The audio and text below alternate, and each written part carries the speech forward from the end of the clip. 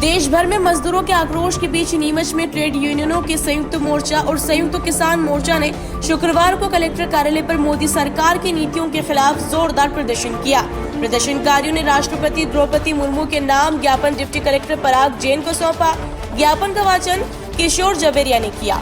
मोर्चा ने आरोप लगाया कि सरकार ने 21 नवंबर 2025 को बिना किसी चर्चा के 4 श्रम संहिताओं को अधिसूचित कर मजदूरों के वेतन, सुरक्षा और यूनियन अधिकारों पर सीधे हमले किए हैं।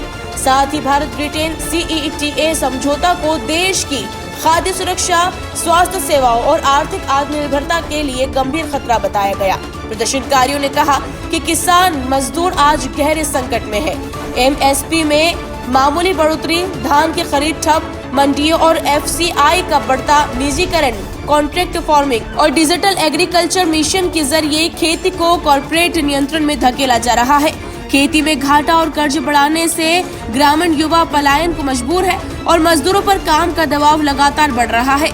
मोर्चा ने जोर देकर कहा कि 4 श्रम संहिताएं रद्द हो, C2 प्लस 50% फॉर्मूले पर कानूनी MSP, राष्ट्रीय न्यूनतम वेतन 26,000, 10,000 पेंशन, किसानों मजदूरों की पूरी कर्ज माफी, सार्वजनिक उपक्रमों का निजीकरण रोकने, मनरेगा में 200 दिन काम और 700 रुपए मजदूरी तथा भविष्य के सभी व्यापार समझौतों की संसदीय समीक्षा अनिवार्य की जाए।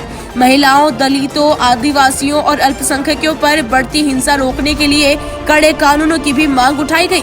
सरकार के खिलाफ जमकर नारेबाजी करते हुए मोर्चा ने चेतावनी दी कि यदि इन मांगों पर तत्काल कार्रवाई नहीं हुई तो आंदोलन को और व्यापक स्वरूप दिया जाएगा। नवंबर को देश की जो कारपोरेट परस्त सरकार है, भारतीय जनता पार्टी केंद्र सरकार, उसने जो है 1926 से स्थापित श्रम कानूनों में परिवर्तन करते हुए और उनको ख़त्म करते हुए श्रम कानूनों को समाप्त कर दिया है और 4 नए लेबर कोड बना दिए हैं जो भारत के मजदूरों को गुलामी की ओर धकेलने का एक साजिश है।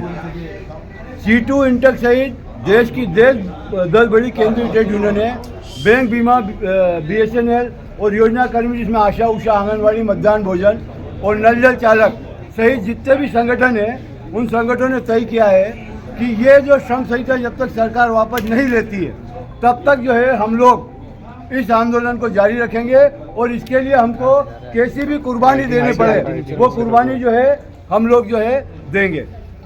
और इसी तारतम्य में कल हम लोगों ने इसके गजट नोटिफिकेशन की प्रतियों को जलाया है और आज हम यहाँ कलेक्टर कार्यालय में राष्ट्रपति, महामहिम राष्ट्रपति के नाम से ज्ञापन देने आए हैं और इस ज्ञापन के बाद हमने सरकार को चेतावनी दे दी है और आंदोलन आगे और सघन होगा।